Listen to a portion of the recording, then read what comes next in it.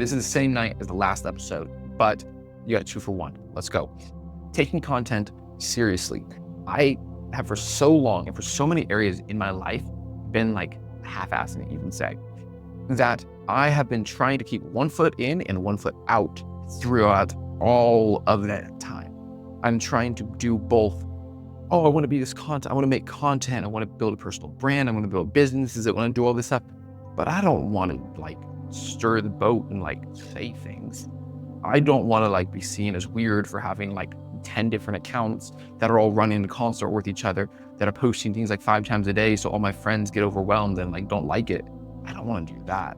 And that's been a huge disconnect. It's the disconnect of, oh, I want to do A.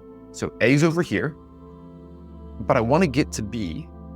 And because of that, there's a bunch of like this valley of, oh, of course, it's called the cost of opportunity. It's the cost of actually doing something, but I want to get to B. And I think this content is the biggest thing for me, because whenever I'm cranking on content, it's great.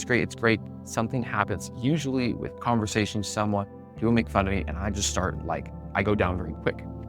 And that's been a struggle for like the last several years, however long I've been making content off and on. This last like year and a half, 2 years has been like off almost completely. But I really love content. Like I'm so excited shooting this and talking and explaining ideas and documenting it, because I realize I love creating content, but I love creating content as a way to document the ideas and the life that I'm living. And that's fun. Is this thing even on? Oh, it's on. Amazing. Turned it off a second ago. The books I'm reading, all that. I love documenting everything. I love explaining the ideas and the steps, because also then I love reflecting back on it. And it's just not being embarrassed, and it's basically embarrassment. I have had on the account that I started a few months ago, maybe. It's a few months ago, that I wanted to start publishing content every single day on. And the quote that I put on there, surprisingly enough, is the one thing I need to listen to, which is embarrassment is the cost of like trying, the cost of like making your dreams happen.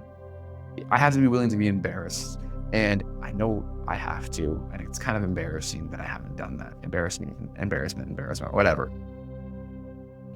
I kind of want to start doing daily vlogs again. I did daily vlogs for like a month back in high school. And it'd be very different because my life's very different now. I think I actually have the bandwidth to do it, which is wild to say that I'm in college, starting a company, a production company, trying to make content, still going to college. I'm helping out with my family a lot, and I want to start daily vlogging. Yeah, that sounds like the perfect idea. It actually does. Like, I'm not even saying that sarcastically. I want to. I think I will. But once again, it's just like this. I just got to start doing it. And it's that embarrassment, that shame potential that has held me back for so long. And it's like holding others back. And that's part of why I want to make things like this, because it's that cost, that embarrassment cost of what are they going to think? If I all of a sudden have all these accounts, people will start making fun of me for that. And it really brings me back to something I was talking with my uncle about a day or two ago, where it was someone had said something that hit me as very true, that I had kind of been like always trying this thing and trying that thing and trying over here and doing this thing, but all the attempts have been very much like half-assed. I never actually tried to go fully into something, never been able to commit fully. And I think a lot of that struggle is just the classic human error of consistency and not being consistent and compounding over long term. And I just haven't, and maybe still haven't, but hopefully have. I should not talk like that. It has. That's the past. I've gotten over that. And it's a really hard thing to get over. But the person basically was like, hey, like, what are you doing? Like, what are you doing with your time? What are you doing? And like, I always am feeling that.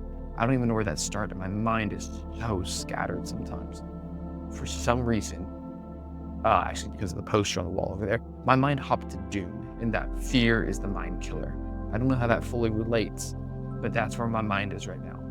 And it jumped to the gym all of a sudden. I think that consistency that I was been plagued with of not being consistent, I've actually started to teach myself in the gym and in working out, and just not being afraid to be the extreme outlier, which is so wild to say because for so much of my life, I was so excited to be like, oh, I want to be the outlier and all this stuff. Doing it and saying it is two very different things. And over the last few weeks, I've actually been starting to build up the reputation with myself that I know I can actually do this stuff.